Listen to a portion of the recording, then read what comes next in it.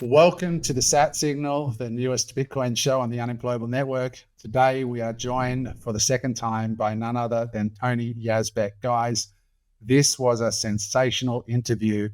It took a minute to get into the security stuff because what I really wanted to do was get down to the really basics of what Bitcoin is, how to secure it, how a wallet works, how to send money and receive money, and the risks involved in doing all of that. It just took me a minute to get Tony to get down to the simple stuff because he's so used to dealing with clients that are more advanced.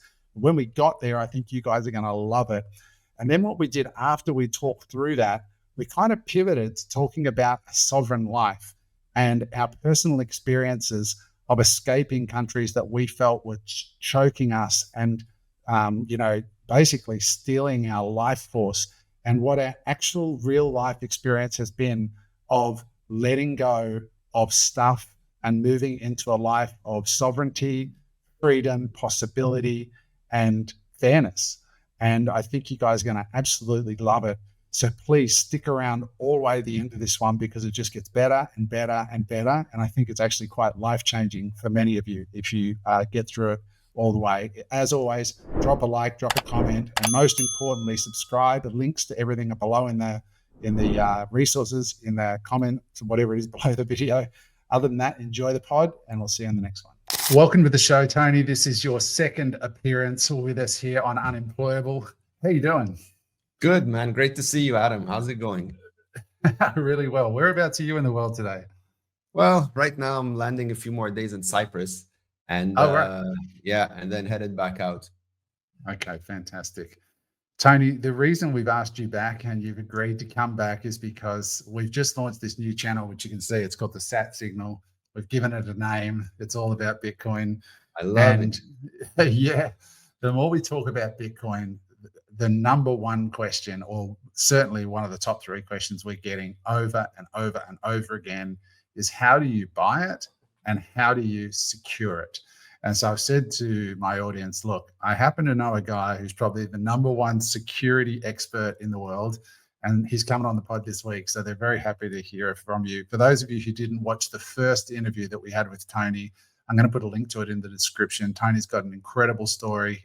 He was in Lebanon when the banking crisis happened. Basically, all the ATMs stopped working. They stole everybody's money, and he was very much on a need-to-know basis.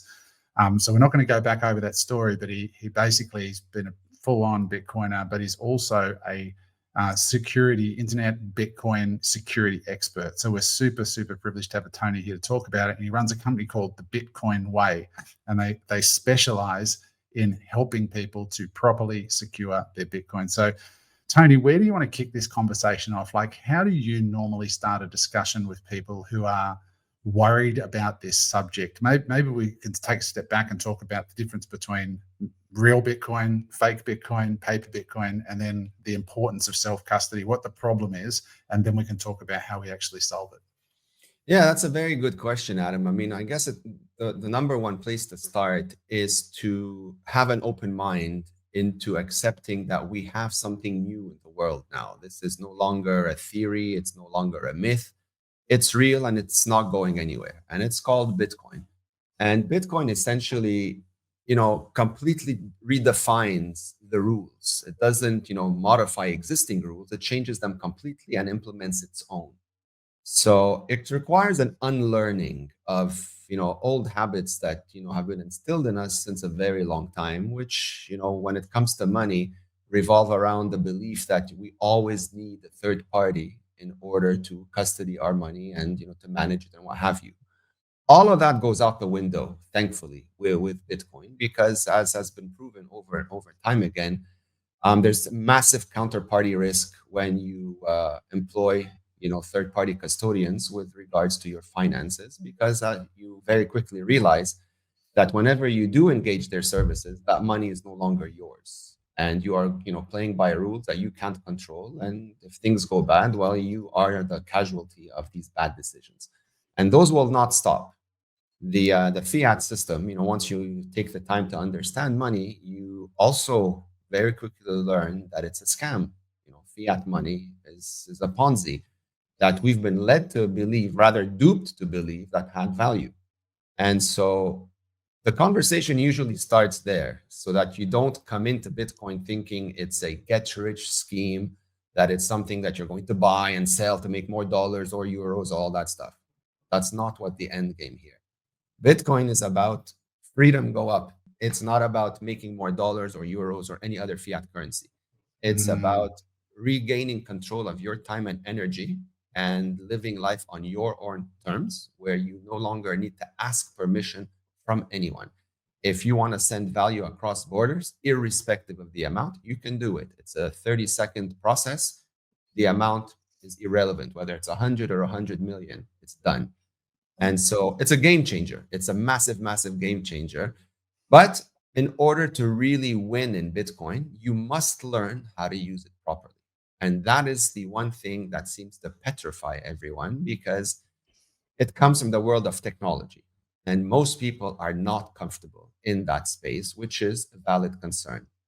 And everyone understands that if you make a mistake, well, the money is gone, which is true. This is not a joke. It's a serious concern. But this is not rocket science. Self-custody is very easy. Once it's instructed and explained to you in basic English and baby steps, you learn it very quickly. And once it clicks, it'll be as seamless as having a cup of coffee. So really the beginning stages of all this is having the right mindset. I want to protect my time and energy. I no longer want to rely on anyone else for it. I don't want to work for free anymore. You know, my wealth is mine. It's my personal responsibility. And now for the first time ever, I have the option to live this way. So that's where I would begin. Yeah, I absolutely love this. And it's so interesting when you talk to people in places like Australia. It's all about, what do you think Bitcoin's going to go to? You know, should I get some of my stocks and buy it and allocate it, and I can increase my portfolio return and all of this. 2 nights ago, I mean, you're in Cyprus right now. I'm in Cyprus right now. 2 nights ago, I was at a Bitcoin meetup in Limassol, and the discussion wasn't about what's Bitcoin going to be worth. The discussion is about, explain to me how this is a safe way to store my salary, because we don't trust the banks. We're trying to find places to put it. We traditionally, they might have put it in US dollars, but now they're seeing the amount of debt that the US is in, and they're starting to see that they're having to pay more and more and more to get people to buy their bonds. And they're going, hang on a second, these are not good signs. This reminds me of something that happened to us not so long ago in this country. What other options are there? And that's all roads lead to Bitcoin, because there is no government to rely on. There is no money printer. There is no embedded banks that are there to be middlemen that just arbitrate and control and can weaponize and tell you where you can move your money and where you can't, and you know, all of those things. So it's very interesting talking to people in other parts of the world that understand these things. And so I always love talking to you, because that experience of having all of your money taken overnight is very real. So guys, what we're talking about here, this term self-custody, means that all of a sudden you are going to be playing the role of the bank in your own life. You know, you're going to be taking custody of it. It's a huge responsibility. So where do we start, Tony? Like, what are the core principles of understanding? Because I think maybe how when you buy Bitcoin, what are you actually buying, so that people understand that? So what are we actually storing first, and then why shouldn't we just go onto a Bitcoin exchange and then just we put the fiat currency in? It says we have $100,000 of credit, and then we go and buy Bitcoin. Then all of a sudden in our Bitcoin wallet on this exchange, it says we have 100,000 of Bitcoin. And most people in the traditional finance world, what we call TradFi, if you buy stocks, you're used to getting your money going to your stock trading account. You're seeing a credit of the Tesla shares that you own, and then you leave it. You don't move the Tesla shares anywhere. Why is it different with Bitcoin? Why should we make sure that we move that ledger from the exchange and into our own custody? And then we'll talk about the options about where to move it. But why is it firstly important to move it off the exchange? Sure. The thing is, with Bitcoin, it's the first time in history where you can actually own your money. And Bitcoin is the only asset, in the existence of the universe that has given us that optionality. Prior to that, any concoction of the TradFi world was based on that Ponzi, that printed paper, that worthless paper that only seemed to have value because governments told us that it did. But it doesn't. And so Bitcoin redefines these rules. So when people say I'm buying Bitcoin, like it makes me smile because you're not, technically, yes, you are buying it, but what you're really doing is you're upgrading from, that worthless money into actual sound money. But if you leave it on an exchange, it's not yours. There's really no difference at that point from, you leaving money in a bank. It's not yours. If the bank decides they don't like you or they want to change the rules overnight, then too bad for you. If that, if that doesn't work in your advantage, well, bad luck. Bitcoin is the same thing. If you buy it and leave it on an exchange, you're susceptible to that same counterparty risk. So you need to buy it and withdraw it. And once it's in your control, that's when you know with 100% certainty that you actually own it. It's not an IOU. Like you don't know what the exchange or that third-party custodian is doing. Like they may tell you, you have this amount on our platform, but do you really know that? Can you validate it? You can't, unless they're doing proof of reserves, which most of them don't. So you have to take them at their word. And there's no such thing as I can trust them. This is an excruciatingly painful lesson that I learned back in Lebanon. I was dealing with the highest caliber financial institutions that you will ever know. 5-star, all Harvard, Oxford graduates, bank managers, all the prestige you can ever imagine. All of this was worth rubbish because it all amounted to a big fat zero. And that lesson applies globally. There's no such thing, oh, I know him, he's a good guy. Oh, I know her, she's a good person. Oh, I know this platform, I can trust it. That is an illusion. Because as long as that individual or that platform is tied to the fiat legacy system, they are bound by their corrupt rules, which were created to steal. So sooner or later, when things get bad enough, those ramifications are going to come and affect you. And if you're still lingering on these platforms, you will become a casualty of that demise. And you don't want to be doing this. So self-custody, self-custody eliminates all this risk. It's not something to fear. It's actually something to really get excited over. That's something that I try to push out as much as possible because people are like, oh, but I suck on a computer. I've never used it. I don't know what to do. That's okay. You don't have to be a tech genius to learn self-custody. You just have to be comfortable on a machine, just following clear and concise instructions. And if you engage like experts, like how we do it, then we will walk you through it, spoon feed you the baby steps in order to, remove that big, scary monster and translate it into plain English. And by the end of it, you'll be like, well, that wasn't so bad. And once you get the hang of it, you're home free. Forever. And I really just want to linger on this point of what Tony said there for a minute about the illusion and the marketing and the deception and the flaw in human beings. So, for example, Tony trusted his money to a bank. That word alone carries with it a huge amount of gravitas. When we're dealing with a bank, there's a huge implied trust. It's the same with doctors, right? If they have a white coat on, we listen. If they have bank over the door, we trust them.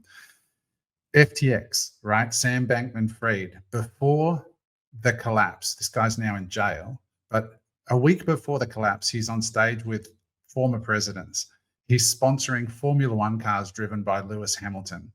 All of this marketing, all of this traditional finance world, all of this hoo-ha is designed to distract us from the fact that if you bought Bitcoin on FTX and you left it in an FTX wallet, somewhere in the onboarding when you signed up for FTX, there was a big block of tiny little writing and terms and conditions where you signed your rights away, and they owned your Bitcoin, and you had a little IOU, and you trusted in that IOU, and then it turns out that the guy is a criminal and is in jail a month later, right? Like that's traditional finance. It is based on illusions. What Tony's talking about with Bitcoin is that when you learn self-custody, you can ignore all of that. There is no bank. You don't have to trust anybody because the technology now exists that you can immutably verify ownership of your own wealth. And that is a first in the history of humankind, which is why people like Tony and myself believe that Bitcoin is an idea whose time has come, because the world now is starting slowly to learn these lessons and perils. And so while this might stretch your brain a little bit when we get deeper into this self-custody discussion, it's not for nothing. It's for you to be able to, for the first time in your life as a human being, expend time and energy in the marketplace, get paid in maybe fiat currency, but immediately convert it to Bitcoin, and then put it into a system where you have safe sovereignty of that wealth, and in a form of money that is never going to be deflated, that is never going to rely on politicians making promises and printing money and putting you further into debt. It will always be one Bitcoin or Sats or whatever you own will always be that. And that is profoundly life-changing when you really understand that. So Tony, we go to these exchanges, we convert our fiat currency, this Ponzi money, into hard-coded packets of information, right? Like that's what it is. How do we store these packets of information ourselves? How do we become our own bank? Well, essentially, you need to set up the infrastructure for this. And by the infrastructure, just to sum it up, essentially, you need your own wallet. Since now you are becoming the head of security, well, you need a place where you can withdraw these funds and secure them yourself. That is the process of self-custody. But it's a process. It's not like a light switch. And it involves multiple moving parts. And it requires like a knowledge base in technology, and a lot of cybersecurity comes into play here if you want to really secure it, as intended.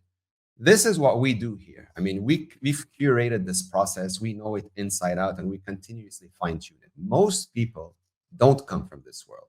That's why the mere concept of doing this petrifies them.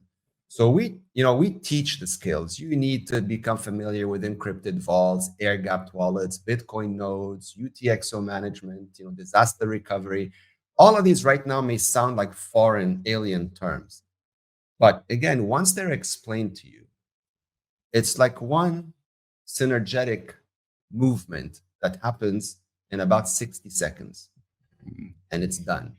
And once you get comfortable with that, you are literally in full control of your funds, irrespective of what's happening on the outside.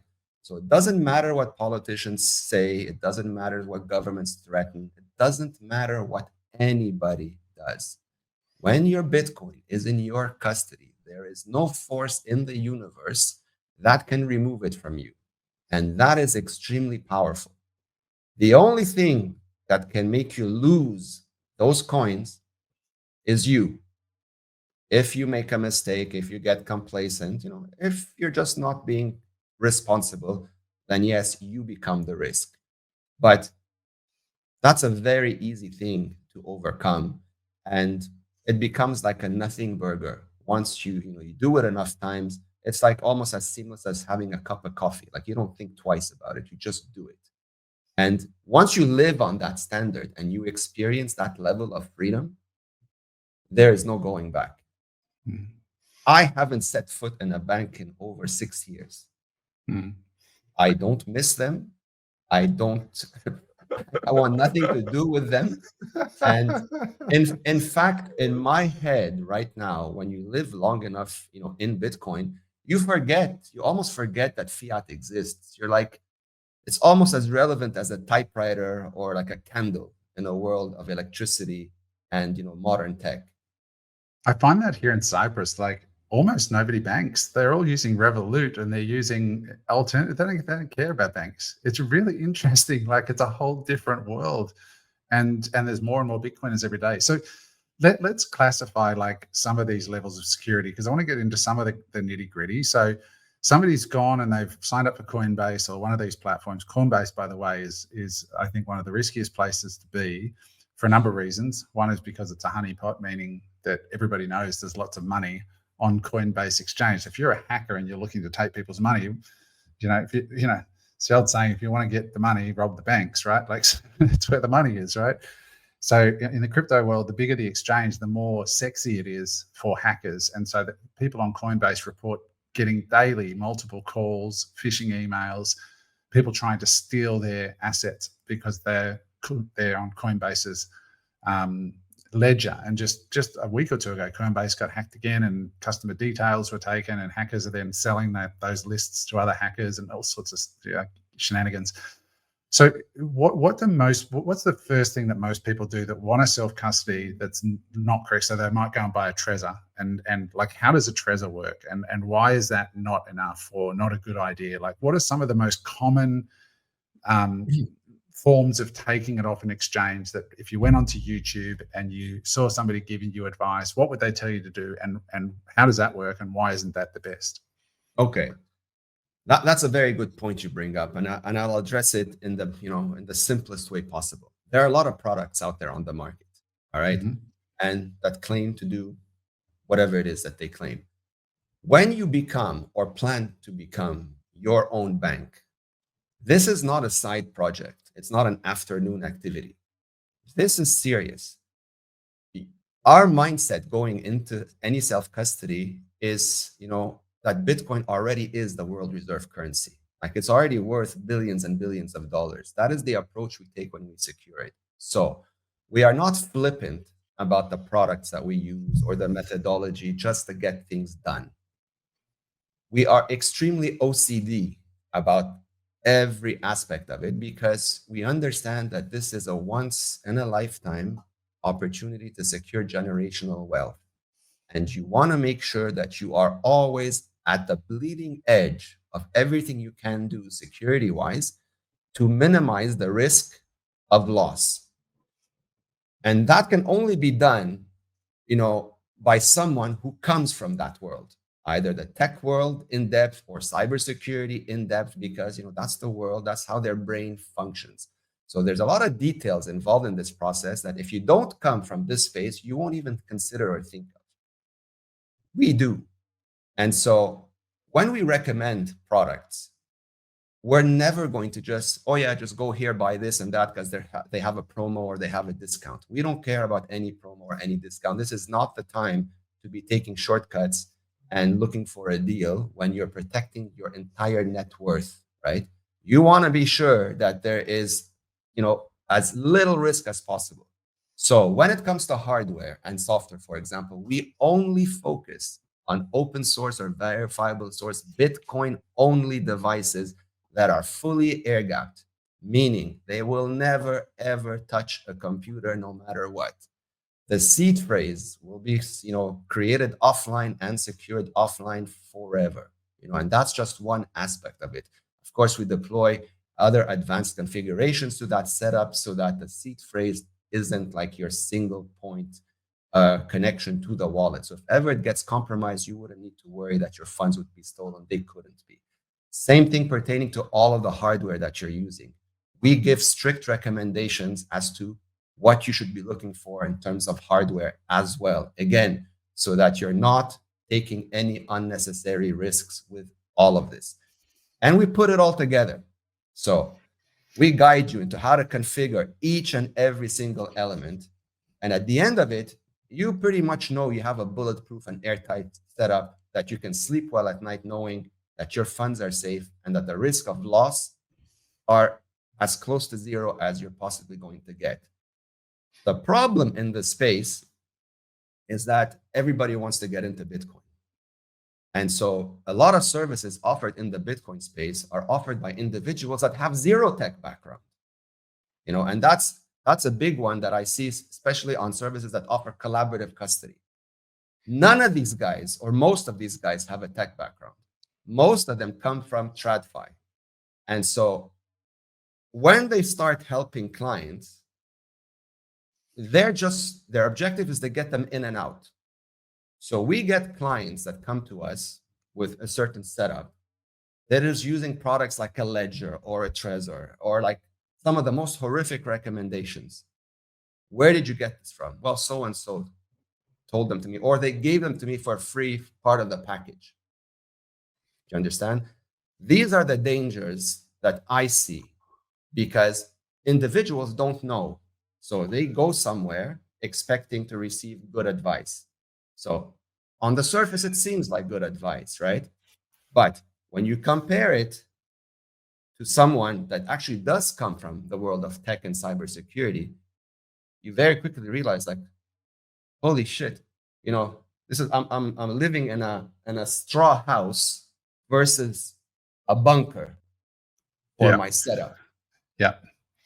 What I want to do is I want to just, there's a lot of words there, open source, air gapped, seed phrase, all this. That for a minute, I just want to move that to the side. For a lot of people, that's just going to be like, oh my God, this sounds very, very complicated. So when you buy Bitcoin, let's talk about just the basic premise of like the blockchain, like what happens when you transact on the blockchain and how a wallet and a key, like private and public keys, work together. Like just the very basics of how you explain it to somebody so they understand the very building blocks of this stuff before we talk about the hardware and configurations to make it safe, just so they understand that aspect of it. So when you go and buy Bitcoin on the exchange and you acquire Bitcoin, what actually is going on, and how does it work from there?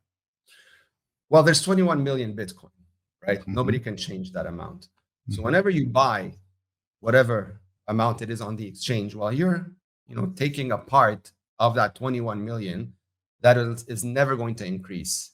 So that part of it now belongs to you. That asset is fully yours. And so when you hold it in self-custody, it's not available to anybody else, which continuously adds to the whole scarcity of the of Bitcoin. And as more people buy, their Bitcoin and they hold it in self-custody, well, then at some point there's going to be no more left. So when you're buying Bitcoin today, let's say from an exchange, basically what you're doing is that you're buying what's known as the on-chain Bitcoin, the base layer. That is finite. Like I said, there's 21 million, realistically less than that, because, maybe 4 or 5 million of them have been lost. So you're actually dealing with an asset that's way less scarce. And so when you're transacting with someone, you're just sending your Bitcoin peer-to-peer from one person to another without any third-party intermediary. It's like if I'm sending you some funds, irrespective of the amount, I can just do it. It's me to you and you to me. So it's a piece of digital code, like a ledger, that is constantly being updated all the time.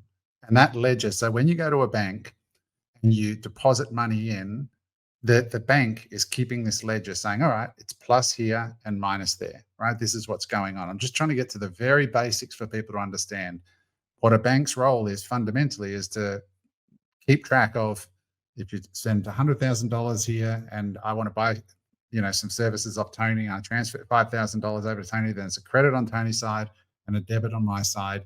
And their job is to keep track of that.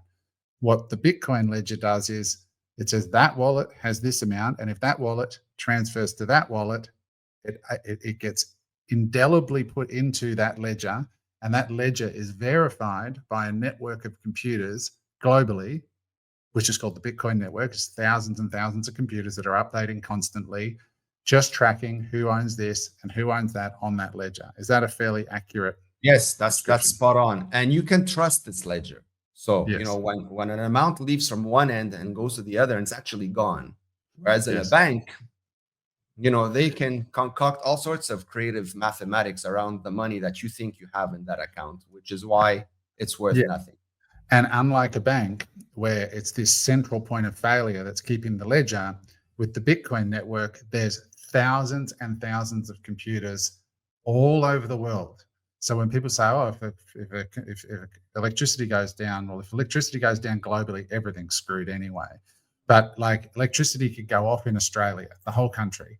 But there's Bitcoin nodes or computers in countries all over the world. So you'd have to lose it to as long as there's one Bitcoin node still running, keeping the ledger, correct, then it's like a virus that will spread back up onto the ledgers, and it's an immutable ledger. So that's what we mean by decentralized. So this decentralized distributed network is keeping track through programmatic hard code that's never been hacked.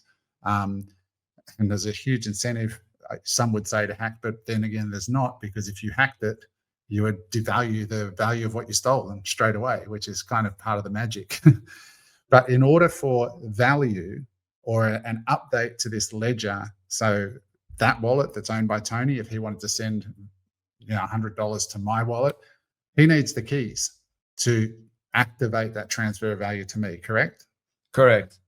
Right.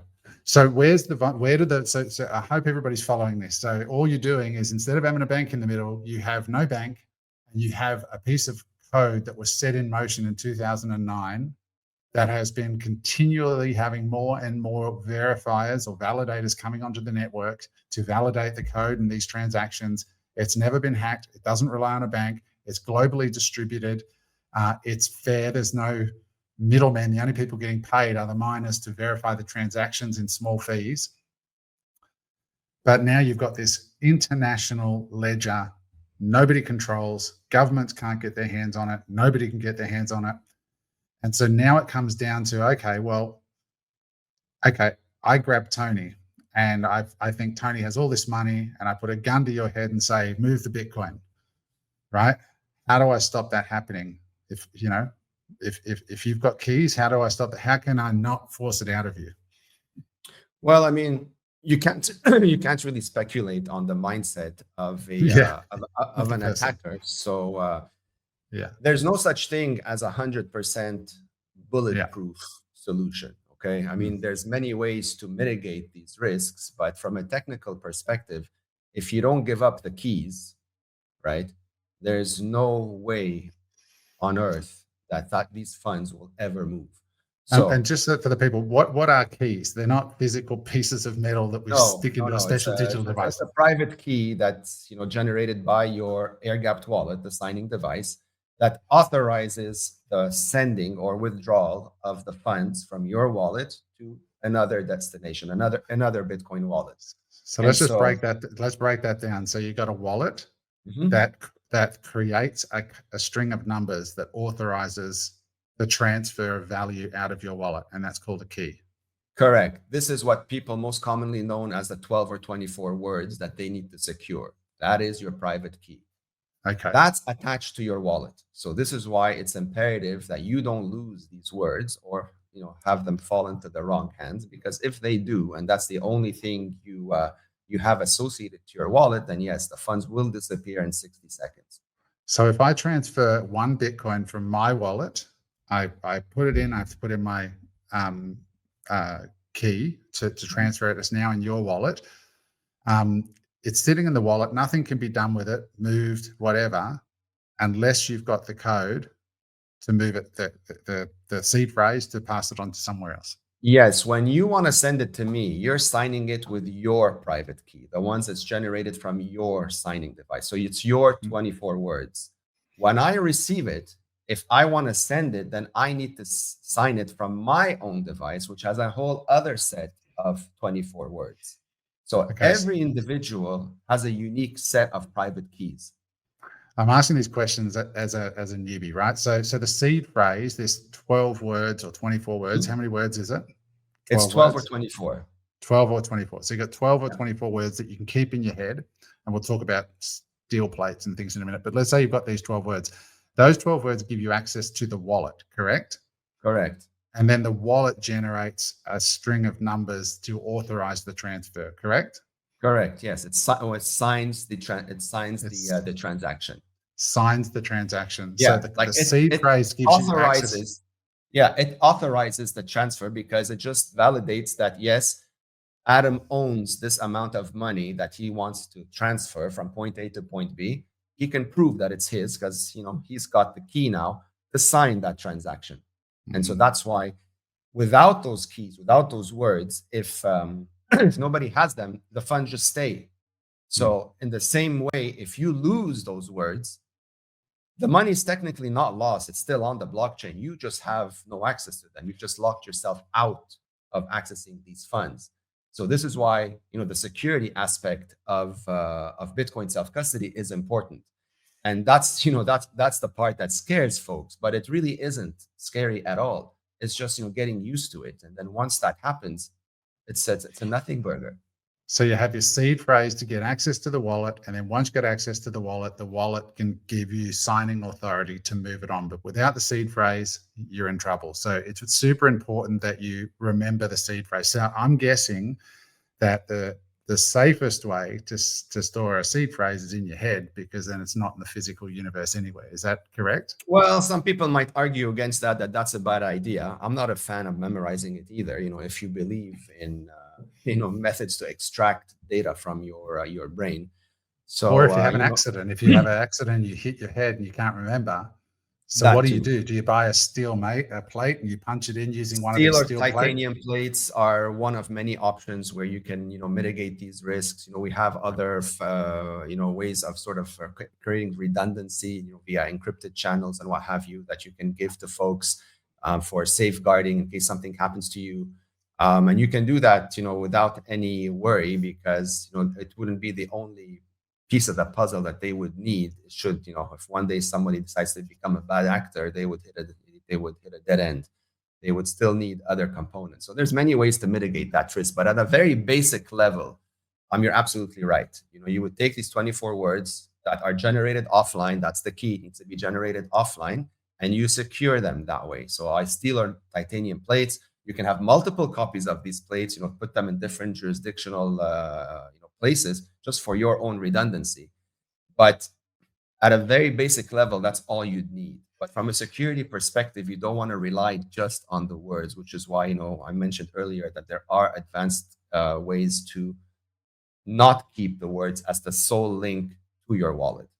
Yeah, so I got steel plates, and I just want people to understand what we're talking about here. There are companies that sell these plates, and they come with the little hole punch things and a card that shows you how to, code it in properly. And you basically sit there, and over 20 minutes, you can put those words into a steel plate. They have 12 or 24, lines for the list of words, and they use a simple system to code it in, and they're fireproof, bomb-proof, basically. And then you store them in locations that you and perhaps through your will or whatever you store, so that access to your wallet is secured that way. But what Tony's saying is there's more to the protocol when you work with the Bitcoin way than just remembering the seed phrase. But the seed phrase is critical, because that's what gives you access to the wallet, and then the way to generate the signing code, the authorization, that's the next thing, isn't it? It's like, do you have a wallet that requires just one device to sign, or do you require a wallet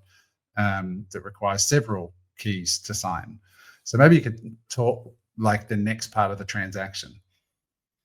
In which part are you referring to? The signing or the the signing. So you've got a wallet and you've got a seed phrase, and so let's just explain the wallet. So where would you get a wallet, like a wallet for people?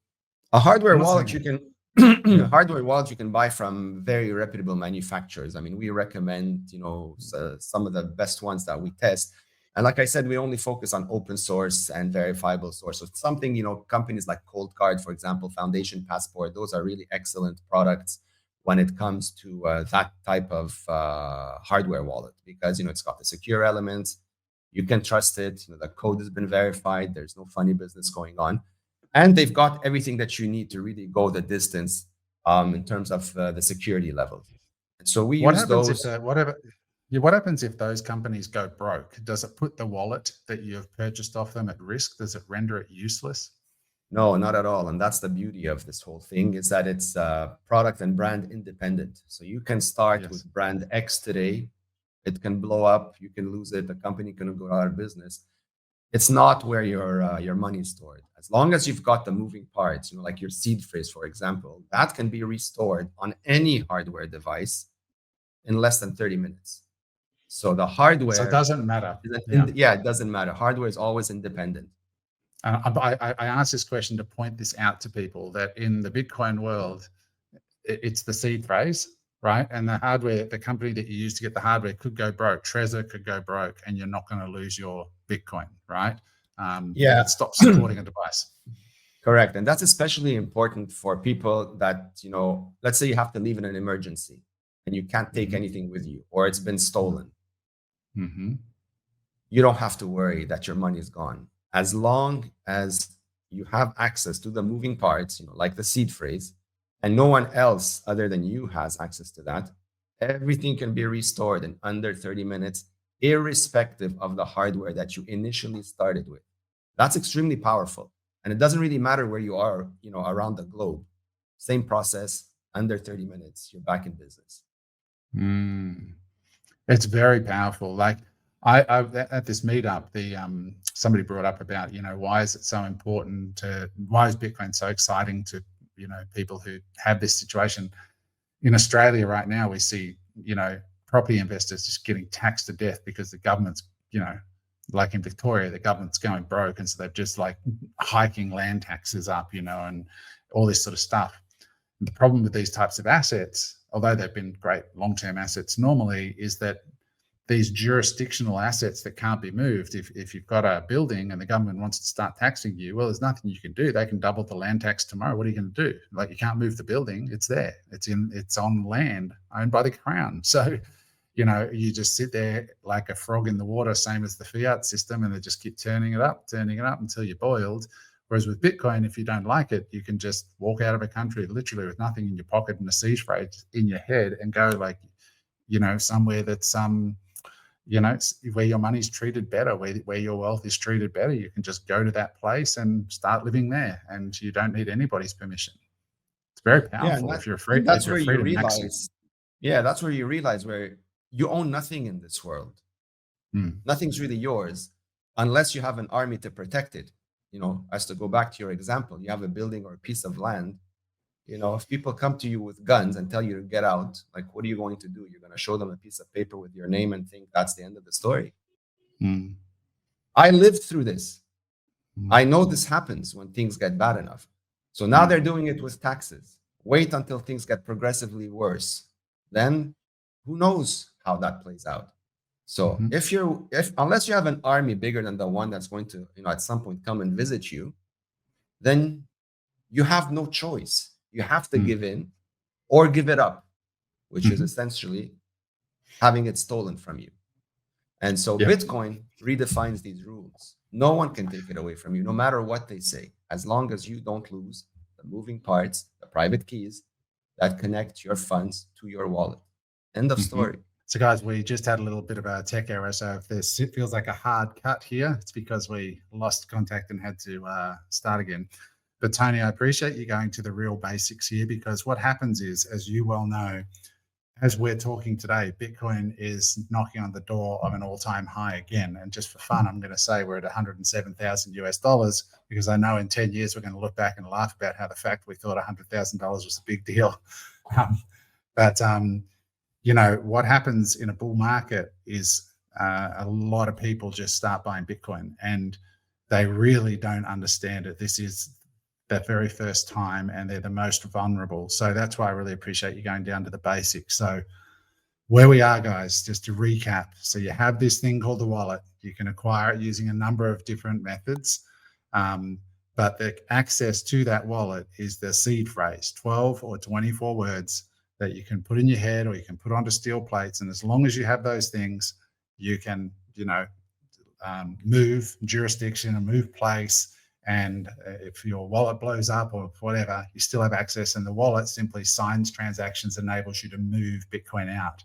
It also has an address, Tony, to get Bitcoin in, doesn't it? So that if I want to send value, you can say, here's my public key, send the value there, and it shows up in your wallet. Is that correct? Well, it's you send them your Bitcoin address, which is generated from your wallet, and that address is what you send to folks. You can either send it as a string, or as a QR code that someone on the other side can simply scan, which will translate it into that same string, and they can send the funds to it. So it's no different. Like conceptually, it's no different than paying someone, like with a Venmo or PayPal, except it's not using the fiat rails. It's functioning 100% on Bitcoin, peer to peer. So there's no middleman taking a cut of that transaction, other than the minor fee, of course. But beyond that, there's no other third parties taking a cut of that transaction by the time it leaves you and lands wherever you're sending it. So it's straightforward, very simple, takes literally a few seconds in order for it to Hmm. show up, Hmm. irrespective of the amount. Again, It's really interesting. I had an interesting experience here in Cyprus. The first time I'd ever witnessed this, I was at an electronics store buying a Mac computer because my Mac blew up. And fun fact, it's actually quite hard to buy a Mac computer with English keys in Cyprus. It's so funny because I went in and they all had Greek language or Russian language. There was almost no English keyboards on the island.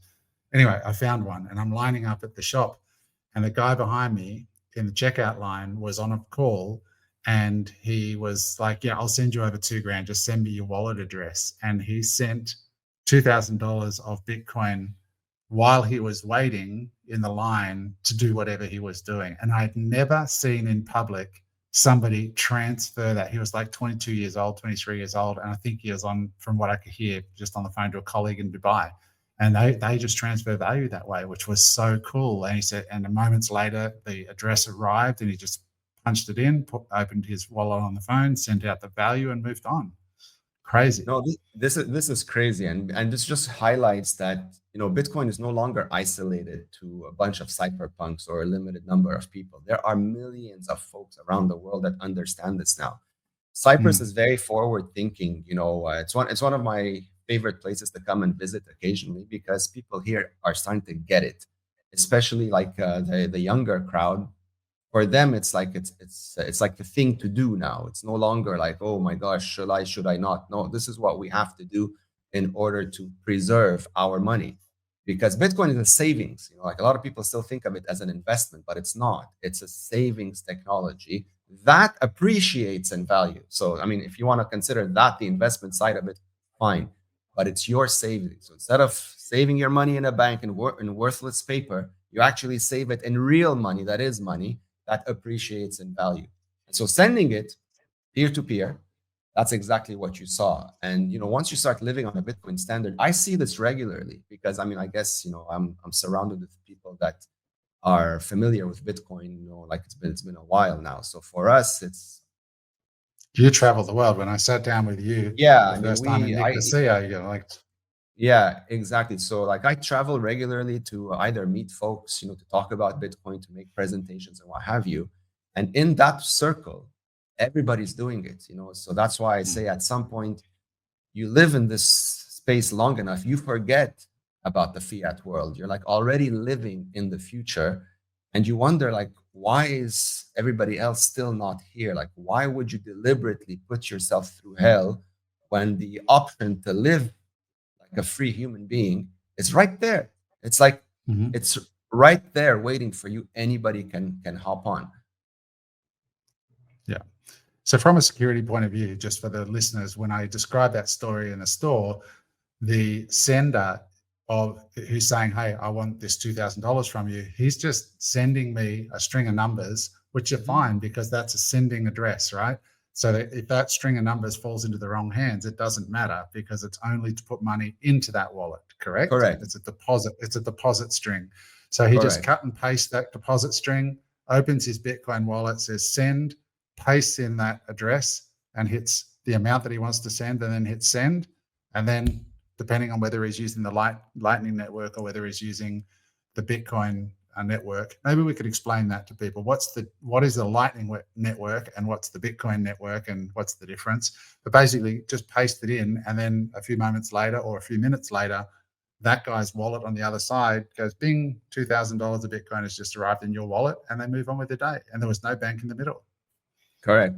Practically, there's no difference. Visually, there is. I mean, on chain, you're working on the base layer, so it's going to take up to 10 minutes for the transaction to confirm. But the way you send it, whether it's on base layer or Lightning, is exactly the same. It's just that the string looks slightly longer on a Lightning wallet versus a Bitcoin wallet. But you either Mm. copy paste it or you scan the QR code, or in some cases, you can send someone a picture of your QR code and their wallet will just, you select it and it Recognize it. recognizes it and it sends the fund. So Bitcoin, the on-chain layer, the base layer is, when you go on, you buy your Bitcoin, you're sending it, from person to person. It's going to take up to 10 minutes to confirm. Layer 2 Lightning is what actually is more likely to scale, to 8 billion people, and it's just like a layer over it. And so it's much faster. It's the fees are much cheaper, but practically it's the same. It's the same process. Most people that are in Bitcoin to this day don't really understand the difference. They just know the steps. Okay, I want to send money from here to here. I have to use this wallet, whether it's Lightning or on-chain, it doesn't matter. Send, paste the address, boom, done. Yes. But what's actually happening, and the reason it takes 10 minutes, Tony, maybe you can explain that so people understand, why does it take 10 minutes if you use what we call the base layer chain or the actual Bitcoin ledger? Why does it take 10 minutes? What's actually happening there? Well, when you send your transaction to the blockchain, you have to associate a miner fee. The miners receive your transaction and they have to, confirm it, confirm your block. That takes time.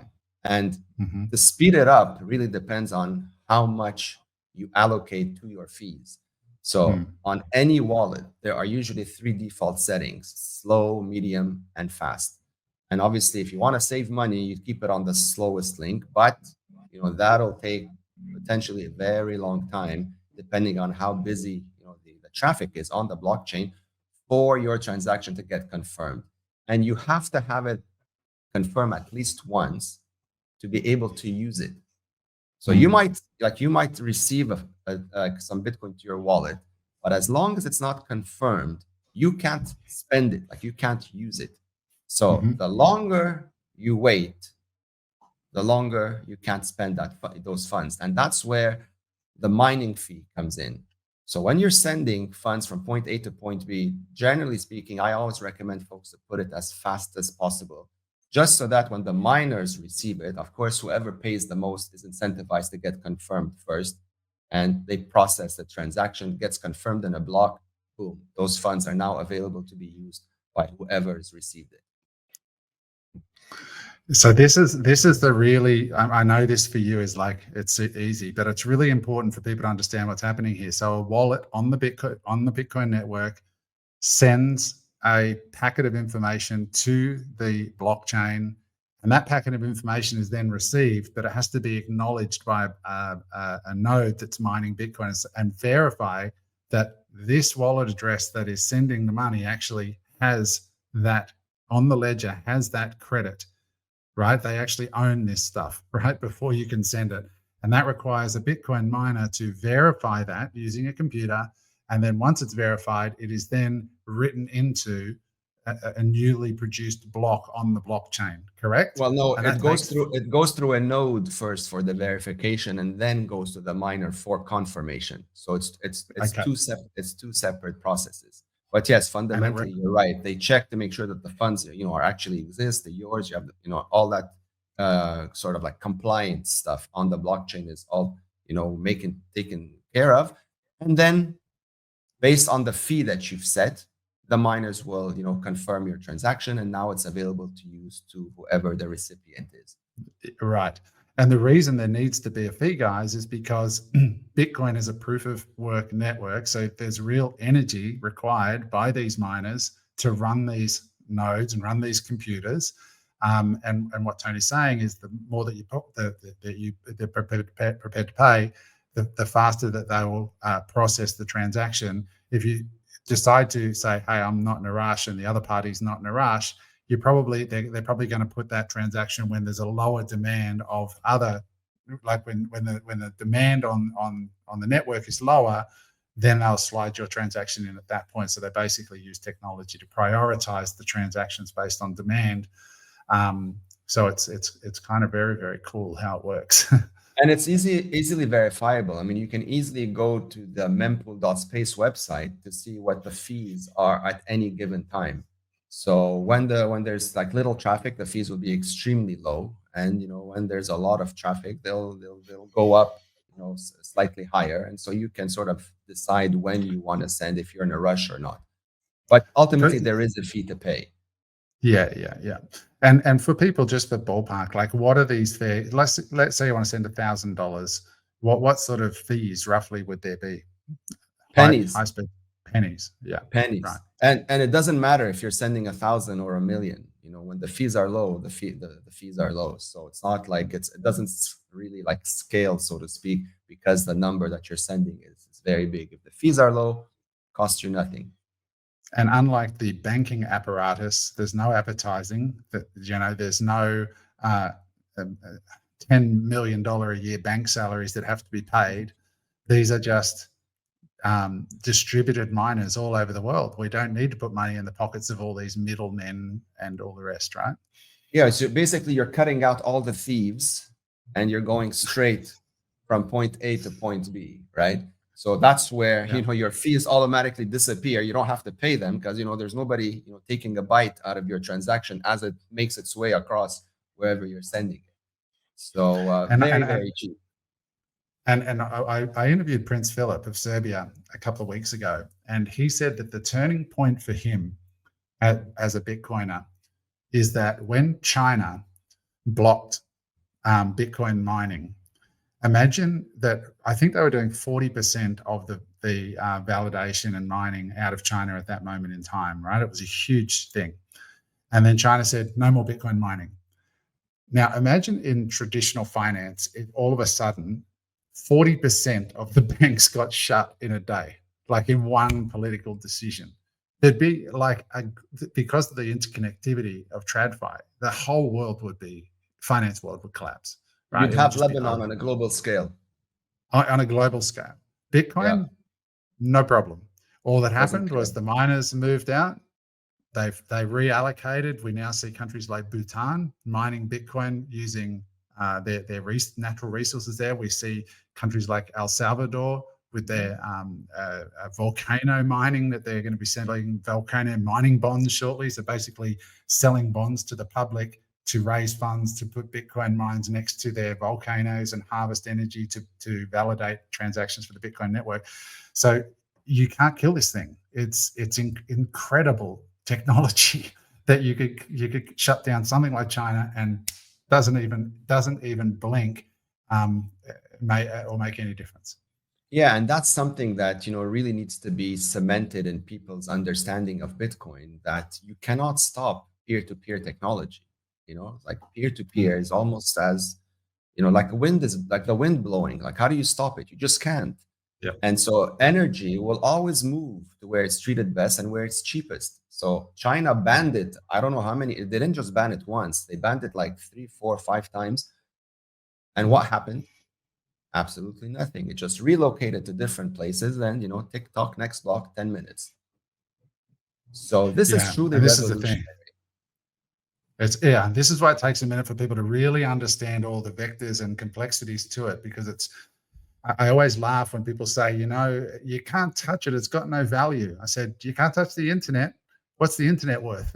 Has it got no value? Like, how much economic value has the internet created for the world? Well, when you use PayPal and Venmo and all these other services, you can't touch those either. Right? You're just tapping. So look, Tony, the bottom line, what we've really learned here so far is that the underlying idea is that there's this distributed network. Instead of having the bank keep the plus and minuses, we have this distributed computer network of miners that are verifying and validating transactions, and in so doing are mining new Bitcoin.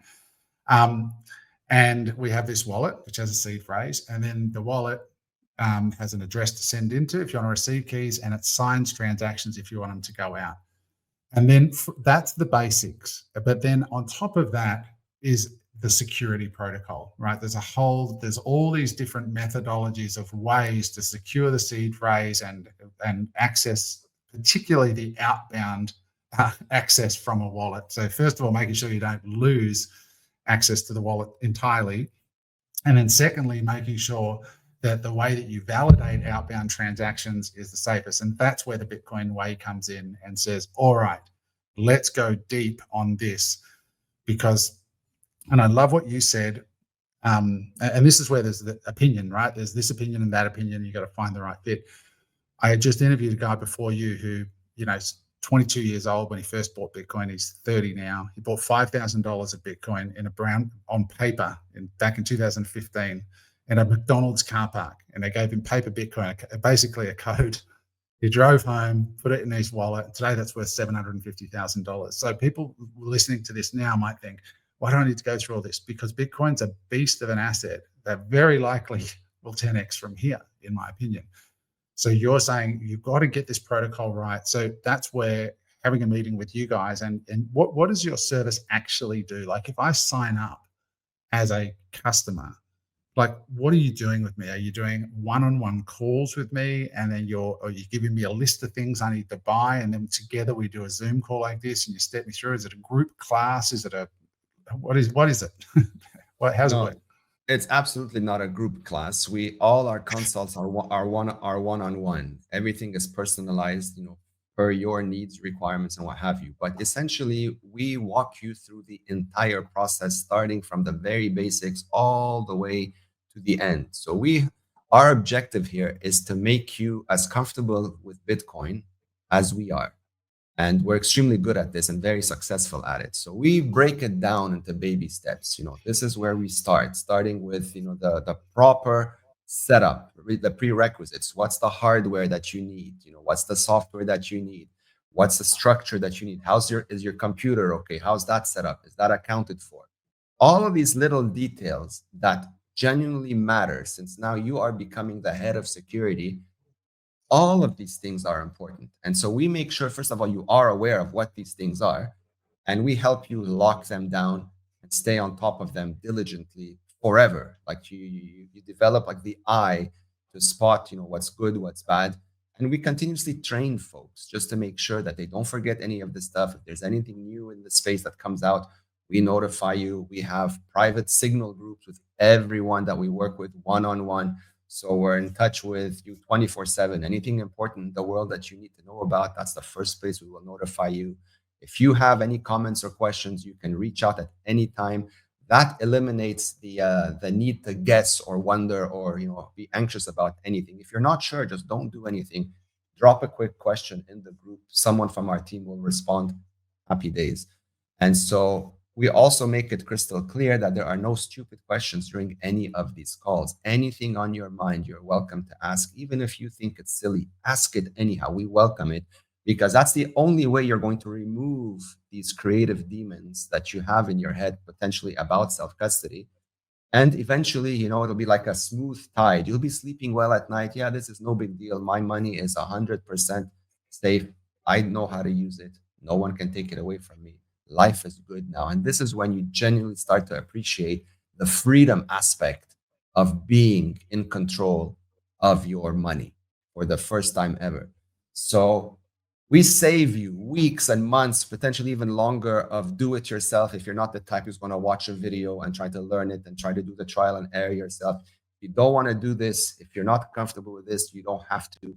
We'll go through all of it in a much quicker, much more efficient way. And the result, with 100% certainty, is going to be bulletproof. It's all about what you've got there on your name, becoming a sovereign individual. Correct. And I think the thing I like about you guys is you charge a fee for your services, but it's a flat fee, right, up front. You don't charge a percentage management of the assets under management or any of that. There's no financial services model. It's just a flat one-time fee. Absolutely not. We don't believe in the subscription membership model. We also, very important to note, we don't KYC anyone. We're not a financial institution. So one, we don't touch your Bitcoin ever. We don't sign your transactions ever. We don't store any personal or sensitive information about you ever. Fully private, we fully respect that. That's the Bitcoin ethos. That's how we adhere to as well. And our fees, like you mentioned, are one-time fees. We don't charge percentage-based fees based on your net worth. That's absurd. You have to keep most of your funds, right? We make sure that your setup is exactly the way it's supposed to be. And as things evolve, because this is technology and it's not a set it and forget it, we will notify you. We'll continue working with you for as long as you want in order to make sure that all the elements around this whole process remain state of the art. We cannot become complacent in this space because it's a one-way street if you lose your funds. Yeah, it's really, the way I think about your service is it's like investing in it's really investing in education. It's like almost getting a degree in Bitcoin security. Absolutely.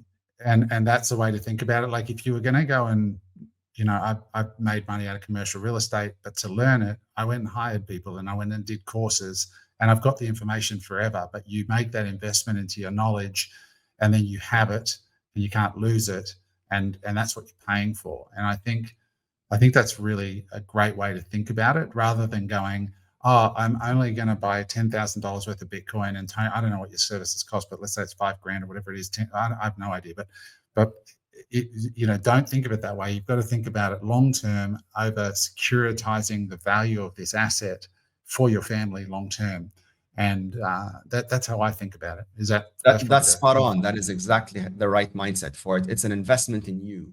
We teach you how to unlearn, all the bad habits that we thought were just the way the world works. They're not. It's the way the world works according to a system, designed to rip you off, essentially. And so we wean you off of these bad habits and show you why Bitcoin now redefines the whole game. And once you become familiar with that process, everything just lights up. Like life becomes a lot calmer, a lot smoother, a lot cheaper once you live on a Bitcoin standard. All our services, by the way, are 100% in Bitcoin. We have absolutely zero connection to the fiat world. So everything in is in Bitcoin, everything out is in Bitcoin 100% of the time.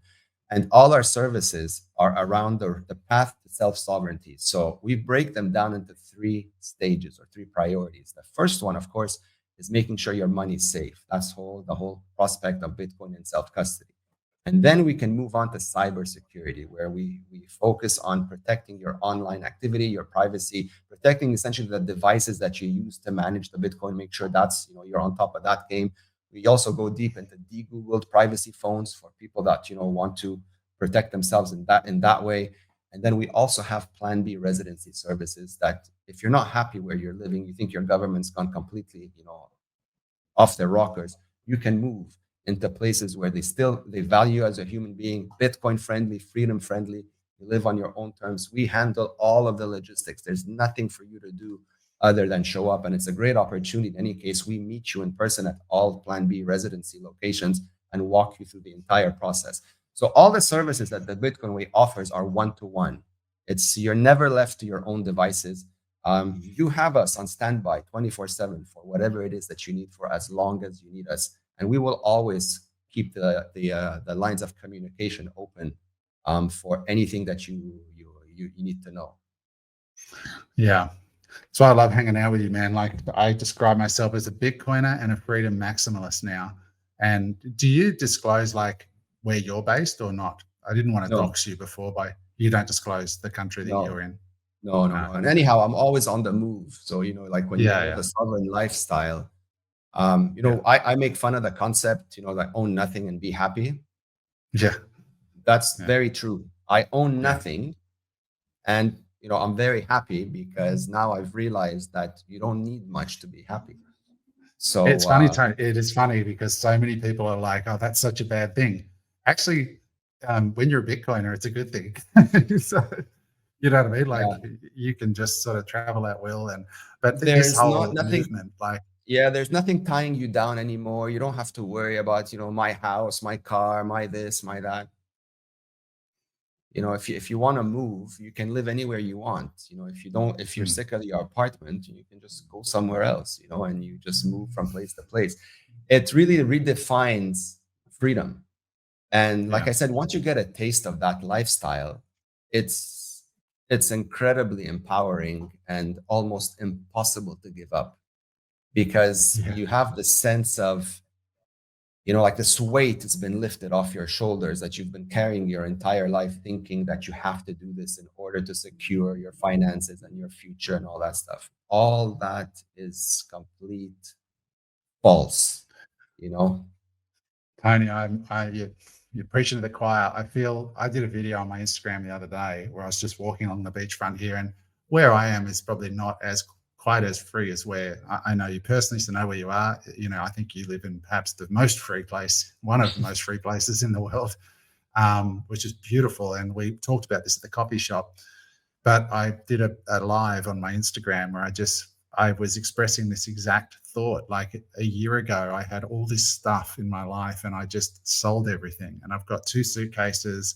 I now live in a much, much freer country with much, much lower tax on me. And I just feel like a boot that's been on my throat has been listed. It cost me a lot of money to exit in terms of taxes and selling my assets and paying my tax, my capital gains and all that. But what I feel like, and we spoke about it when we were at the coffee shop, and I was really curious because I've only just really started living the sovereign life, and I was asking you a lot of questions about what it's like, and you said, brother, you will not even know yourself. You will miss none of it. And you are absolutely right. I do not miss my Porsche. I do not miss my house. I don't miss anything. And I feel more alive than ever by just saying, I want to be free. That's what I want.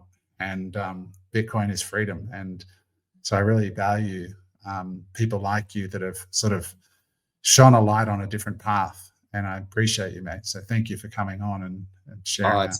It's my pleasure, Adam. I mean, we try to empower people with that knowledge, and to help them see the light, so to speak. And it doesn't matter, by the way, whether you're single or if you have a family. That weight off your shoulder applies across the board. We deal with people with young kids all the time, and let me tell you, once they move to a less restrictive jurisdiction, they're a completely brand new family, and it's really like it's an incredible feeling, man. It's like it's hard to put into words, but it really is life changing.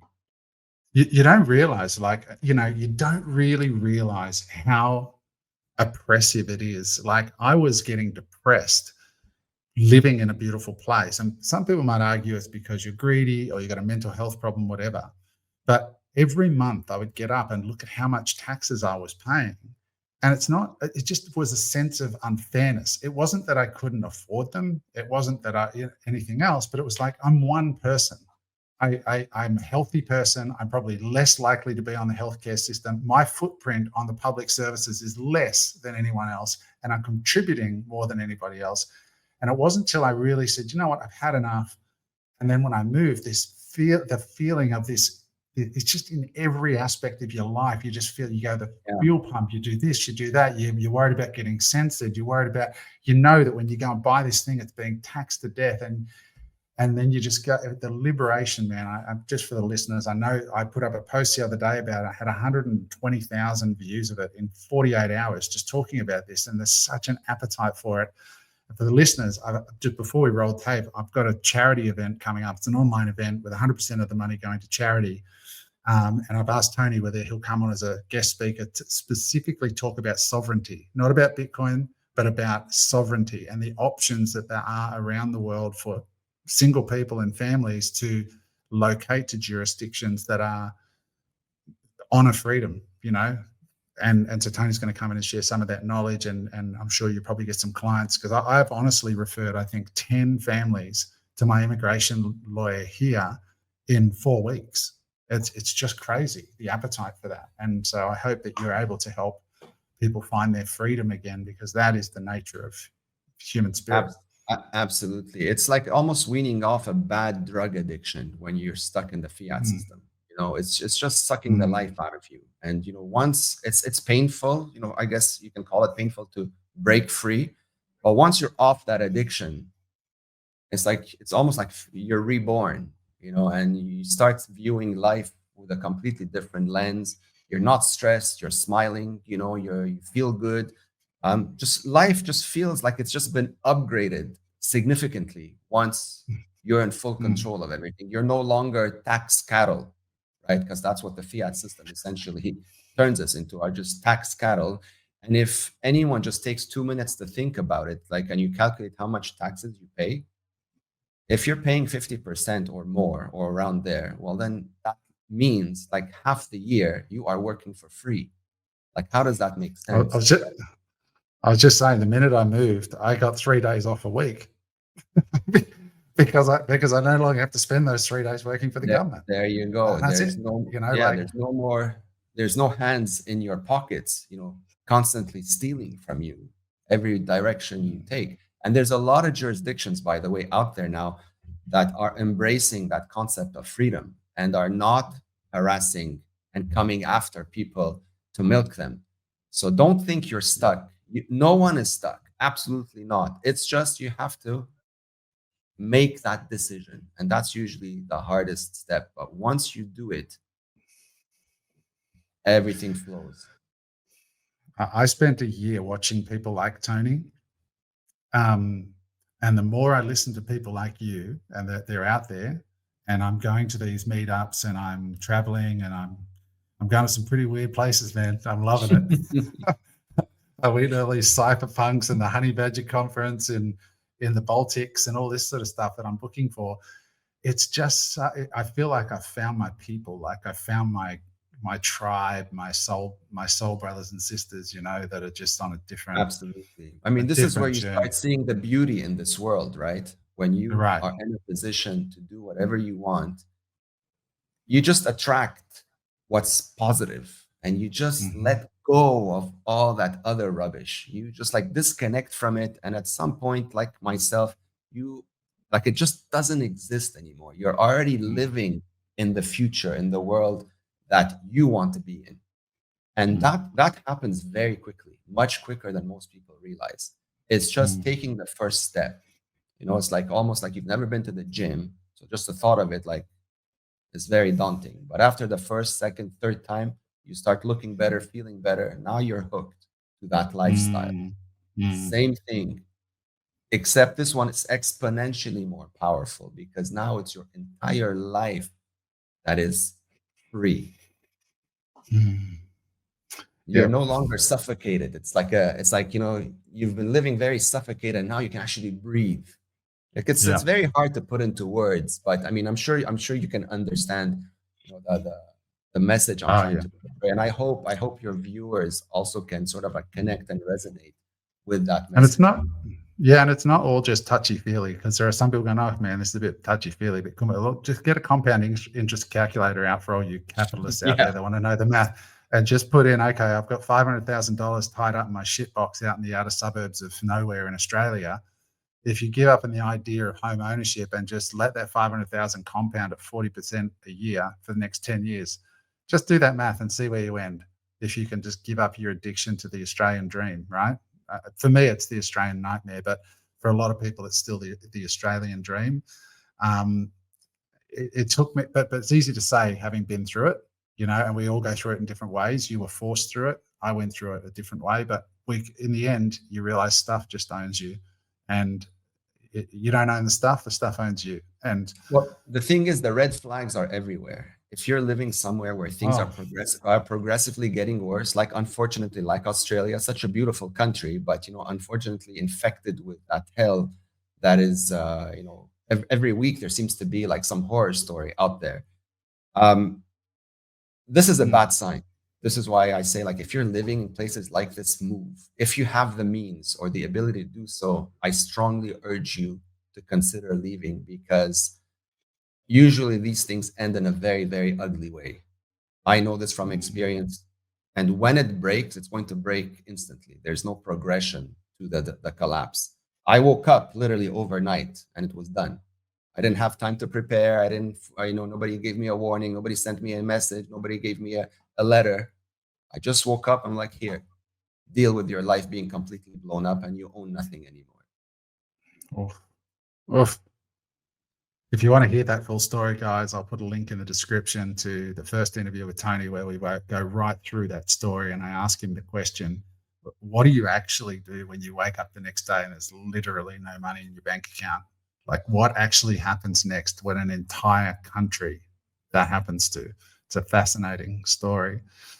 So guys, if this has added value, drop a comment, share the pod, and I'll put a link below to reach out to Tony and his team. He's a big figure in the space. He's been on all the biggest podcasts in the Bitcoin world. He sponsors many of them. He's got a lot of clients globally. Very fortunate to have him with us today. And Tony, thank you, mate. And thank you for agreeing to come on with the charity work that we're doing as well. Can't wait to dig into that sovereign side a bit more around living a freer life. And wish you all the best, brother. Can't wait to see you at the next Adam. My pleasure, event. man. Always happy to help. Whenever you need something, just reach out. And next time you come back to Cyprus, dude, hit me up in advance so I can come up with another coffee. Yeah, I'll send you a message. I'll let you know. Sure. All right. Thanks so much. My pleasure, man. Have a great one. Hey there. I hope you enjoyed that episode of Unemployable. If you'd like to watch another episode, just click there.